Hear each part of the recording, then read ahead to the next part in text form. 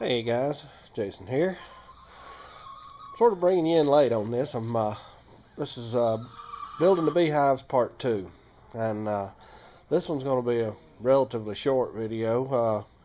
I'm thinking, but basically what I've done here is I'm going to have 3 sides to the thing, to each base, and then a bottom board. And what I've already done, they're 1 7/8 inches wide. And what I've already done is I've took some 1x12 shelving and ripped those out. I've got 6 pieces here. 2, 3, 4, yep, six pieces here. I've already cut one of them down to exactly 16 1/4 inches. I'll dado it just like I did my boxes. That'll be the back. And I'm going to cut another one down to 16 1/4. And then I'll have 4 here that I cut down to 22 inches. That'll give a little bit of a lip, basically a landing pad for the bees to land on before they crawl up into the bottom side of the hive. Just to give you a little idea of what this bottom board is going to look like. Once I get it all screwed together, I've got the 2 sides and the back, and I'm going to cut a groove in it and slide some 1x12 shelving in there, just like so, and that'll give them a little landing pad so that they can crawl up into the bottom of the hive. A little lip there for them to sit down on, and for me to set feeders on and such, but that's just for demonstration. It's not tacked together yet. Anyway, I have already, just out of the way here, I've already dadoed out these corners here. The next step is to take and dado out a little groove around here. Now, if y'all have never seen a dado blade, it's this particular one is 2 outside blades and 3 chippers, and then there's a bunch of spacers that go with it. And between these 2 outside blades, the spacers and the shims and the chippers, you can cut anything. I think it'll cut a 7/8 inch wide, almost a 1 inch wide groove. Any depth you want, just depends on how high or how low you set the saw up. You can even do some funky angles if you wanted to. My next step here is to make a little rim all the way around the inside edge of all these boards, 3/8 of an inch down from the top. So what I've done is I've set myself up a little rip fence here so that I can run this board just as straight as possible right along here, and once it comes out the other side, it'll have a groove in it exactly 3/8 inch down from the top and exactly 3/4 of an inch wide all the way down and around it. And I'll do that to all these boards, and then I'll be set up to put everything together and put my 2 pieces of shelving in the bottom to close it all up. But and one more tip: always keep scrap lumber around.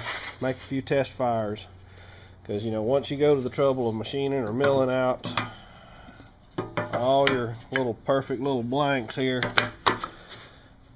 you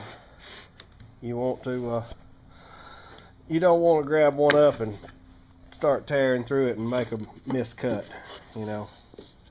You can metal is much more forgiving. If you make a miswhack, you can always weld it back together and start over. Wood, you make a miswhack, you've just wasted a piece of lumber. So anyway, you're gonna have to find something else to use it for, because once you screw up with wood, it's really hard to fix it. There's only so much you can do with putty and screws. But anyway, I'm gonna get this thing set up and adjusted right, and next time I come back, we should be cutting bottom boards. So Back in a few. Well, I'm gonna tell you now. Little test fire I just done. I couldn't be more pleased with it. I mean, you want to talk about like a glove? So, all right, guys, here we go. Got a rough assembly going here, and anyway, that's pretty much how the hive base is going to look when I'm done with it. I got some cleanup to do. Let me set this out of the way. I just like the way it looks better, you know, nice hardwood dance floor for the bees to hang out in, party, have a good time. I am going to flip things around, get this gouge here on the bottom side, and tighten things up. Maybe take my plane and clean up the edges, make it nice and neat and all, and glue it together, putty it up, and paint it. I'm not going to paint the interior, but paint the exterior and the bottom and all. But I think, you know, the plan's called for 3/4 plywood here, and I've wound up, you know, using this shelving, and it's kind of funny. Let me walk over here and show you what I'm talking about.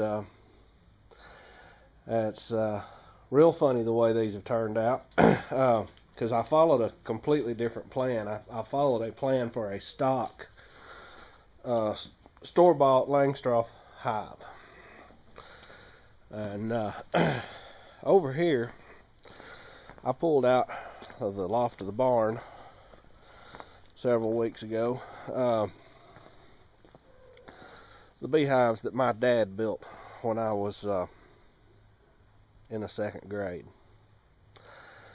Now granted, he's got 3/4 inch here, which mine's set up with 3/8 for the